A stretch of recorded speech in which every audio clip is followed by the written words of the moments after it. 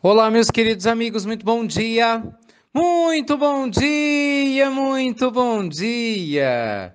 Começando com muita alegria, mais uma vez com muita gratidão ao nosso bom Deus, mais uma pílula do nosso amado Evangelho, luz e paz, muita luz e paz aí ao seu coração, para você começar bem seu dia, né? Com seu pensamento elevado e o seu coração em pura conexão com a espiritualidade superior. Ah, meus amigos, como não começar a pílula de hoje agradecendo pela noite maravilhosa de ontem? Estivemos em São Paulo, na Casa do Caminho. Imagina, a Casa do Caminho foi exatamente o primeiro local em que o cristianismo fincou suas bases, né? Esse nome para nós é simbólico, a Igreja Inicial de Jerusalém. Nós temos uma Casa do Caminho em São Paulo, um trabalho lindo de assistência social, de auxílio, né, a tantas pessoas. Foi maravilhoso ter estado com vocês. Com certeza uma noite memorável. Meu agradecimento público a tanto carinho que nós recebemos ontem. Que bom. Que bom. Meus amigos, hoje eu gostaria de conversar com vocês a respeito da importância de nós termos um olhar renovado para as nossas dificuldades. Embora não seja novo esse tema aqui na Pílula do Evangelho, eu acredito que sempre é importante, nunca é demais, né? Nós reforçarmos a ideia que não há problema grande ou problema pequeno sem que você determine qual o tamanho que ele vai ser. Né? Nós sempre determinamos se um problema ele vai ser maior do que ele realmente é ou menor do que ele realmente aparenta ser. Tudo depende da nossa escolha, tudo depende do nosso livre-arbítrio.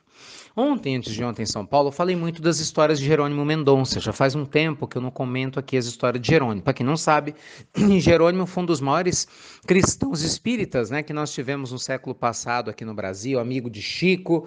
Ele tinha uma artrite reumatoide gravíssima, ficou praticamente cego, tinha anginas, dores no peito horríveis, e ainda assim, em cima de uma maca, viajou o Brasil todo, falando do amor, do evangelho, semeando luz, fazendo atendimento fraterno, fundou instituições religiosas, enfim, não se deteve no meio da sua dificuldade. E uma das características centrais do Jerônimo, gente, sempre foi o bom humor.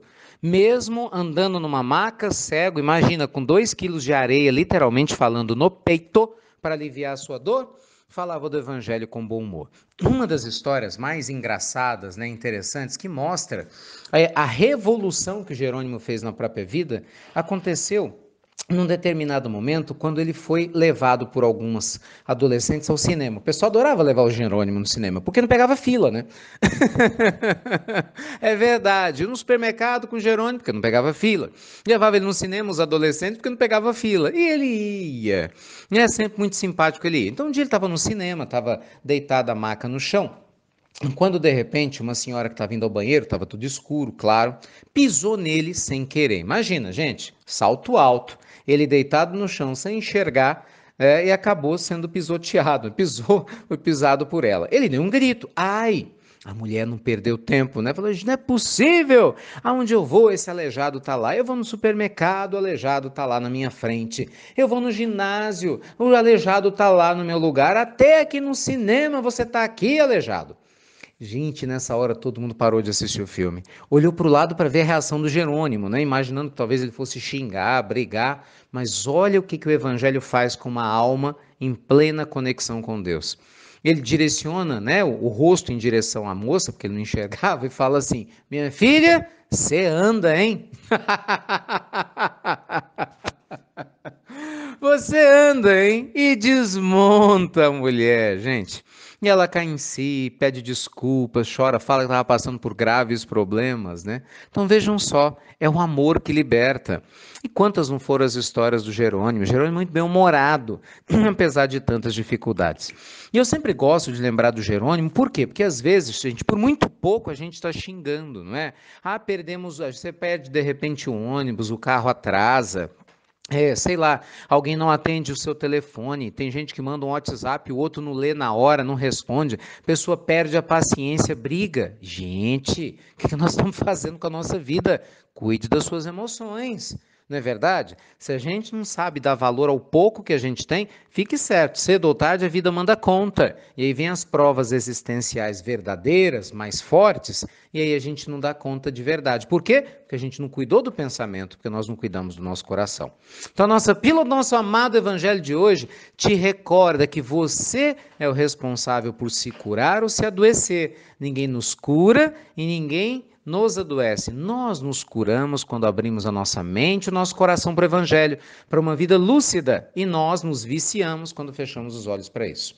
Agora, nessa época de carnaval, com todo o respeito que todas as pessoas merecem, principalmente aqueles que aproveitam, né, desse período de uma maneira saudável, mas a gente vê tantos desatinos que não se justificam nunca, gente, à luz do Evangelho. Tantas pessoas que usam o período do carnaval para dar vazão a instintos animalescos, e não tem outro nome, não é? Dizendo que estão vivendo a vida. Será mesmo que isso é viver a vida? Imagina só o que não é viver, então. Como deve ser a vida dessas pessoas quando não estão vivendo. Não é? Se vivendo a vida fazem isso, imagina sem viver. Então, lembrem-se, quando nós não estamos conectados com a nossa luz divina, nós acabamos confundindo, né, o que é luz e escuridão e acabamos nos confortando com desequilíbrio, como se ele fizesse parte da nossa vida. Então, cuidado. Se você vive no mau humor, se você é dessas pessoas que só julga, que só vê defeito nos outros, se você já levanta reclamando e dorme se queixando de alguma coisa, por que será que a sua vida não vai para frente? Pensa. Por que será que uma pessoa que só fala mal dos outros, alguém que é preguiçoso e preguiçosa para estudar, que não sai do lugar da sua zona de conforto para ajudar ninguém, por que será que a vida dessa pessoa só patina? Será que não é porque não está sendo feito algo adicional? Lembremos-nos do ensinamento de Jesus, a cada um segundo as suas obras. Ninguém colhe aonde não planta. E aí, que tipo de semente você tem plantado? É a pergunta de hoje do nosso amado evangelho. Jerônimo tinha todas as desculpas, hein?